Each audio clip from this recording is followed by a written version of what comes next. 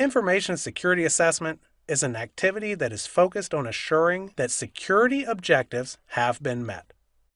This can be accomplished by testing your environment and validating that everything is working the way that you had originally planned when performing due diligence.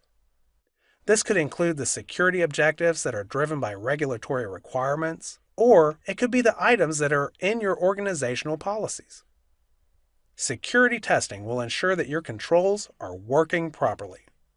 And when they do not, it will help you to identify those areas so that they can then be mitigated while exercising due care. Due to the high resource costs of mitigating vulnerabilities in completed or implemented products, it is best to schedule assessments early in the product development or adoption lifecycle. Basically, the sooner, the better. As an organization matures, security needs will be discovered. This will lead to the purchase of tools, the creation of processes, and the training of employees.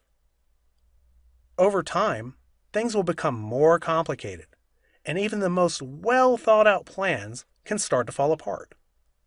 This could be due to budget constraints, tools and equipment that have become obsolete, or any number of other reasons. The overall goal of a security assessment is to ensure that all of the security controls that have been selected and implemented actually work as intended.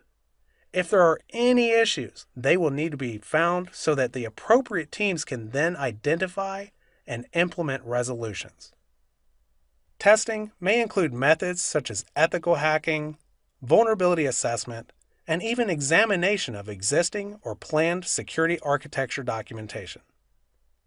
When you are planning a test, the important thing to remember is that there should be a certain expected outcome that you need to be measuring against.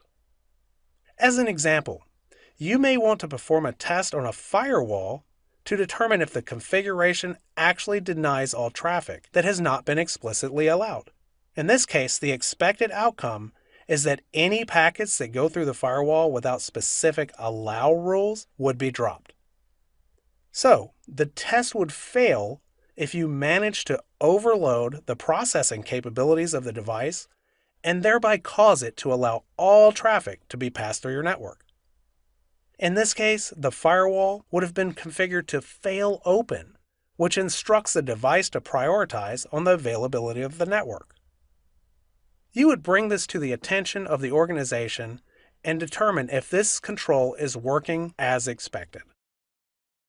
Security assessments ensure that you know that you have selected the proper controls and that they are working as intended. In the previous example, we talked about a firewall test that would ensure that the packets are being denied properly. This would be a control that the organization has put into place. The organization had previously determined at some point that it was important for this traffic to be blocked out at all times. In addition to the tests we just talked about, there are other things that come into play when selecting the tests that will need to be performed. As you have probably already gathered from this, you will need to really think about all of the different methods that a control could fail and then create testing scenarios that address those. For instance, an attacker could possibly attempt to completely circumvent your firewall altogether. In this case, you would need to plan a test that addresses this potentiality. So, what you should have learned from this is that just because a control has been implemented, it does not mean that it is actually stopping attackers. It also means that sometimes placing just one or two controls will not sufficiently protect your environment from harm. As you have learned, security assessments will ensure that the security controls that have been put into action are effective and focused on all of the right areas. Basically, you will want to provide some assurance that your environment is secure. One way to do this is to consider the different security domains that are listed in the CISSP Common Body of Knowledge when designing your test plans. Odds are that you've already spent a lot of time learning about the different domains and the controls that the CISSP is focused on. Let's take a look at how this could be applied in a practical example. During your studies, you may have learned about physical security.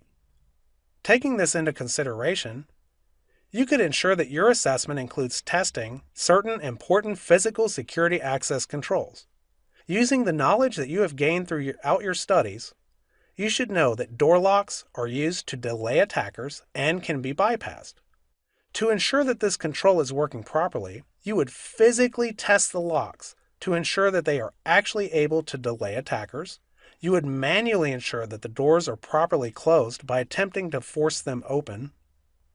And you would finish up by verifying in person that the keys are being properly managed. This is accomplished through determining an expected outcome and then ensuring that things are working as expected. By understanding why and how controls are chosen, you will know what needs to be tested.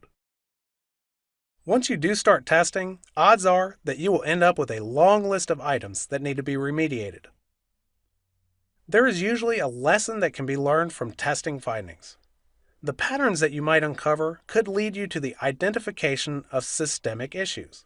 For instance, if you repeatedly uncover that certain desktop applications are not being updated on a frequent basis, you might determine that something has gone wrong with the organization's desktop patching program. By addressing this issue at that level, you will reduce the chance of running into these very same issues every time that you perform an assessment. What I mean to say by this is that any issues that are found during assessments can typically be used to further improve the overall security posture of your organization. In order to accomplish this, you will need to provide feedback to key members of your org to allow them to make decisions on how to handle the identified systemic risks. You should always keep in mind that sometimes security controls are selected in a silo. The teams that are implementing these controls have many constraints, including deadlines, and oftentimes limited access to other key members of the organization. This can lead to the implementation of ineffective security controls. If this is the case for an area that you are testing, it is more than likely that there are gaps in your overall security posture. Your security assessments can help you identify these areas because you will look at the environment from a different perspective. Instead of looking at things from a theoretical level, you will actually test them and then document the findings so that any changes that need to be made are brought to the attention of those that have the authority to do so. By helping the organization to understand these gaps, you can also assist in improving the entire security control selection process. There are many different types of controls available to you, so you will need to make sure that all of these control types are working together to further improve the overall security posture. For instance, you may run into an issue where your preventative control does not work properly. In that case, your detective control should identify that there is an issue. Once the issue has been identified, you will need to determine if recovery controls are also in place so that you can get back up and running again. When performing assessments, you can check all of these items to ensure that your organization is where it needs to be in terms of controls. The thing to remember is that security testing allows you to take a step away from the theoretical and actually determine the real-world security posture of the organization.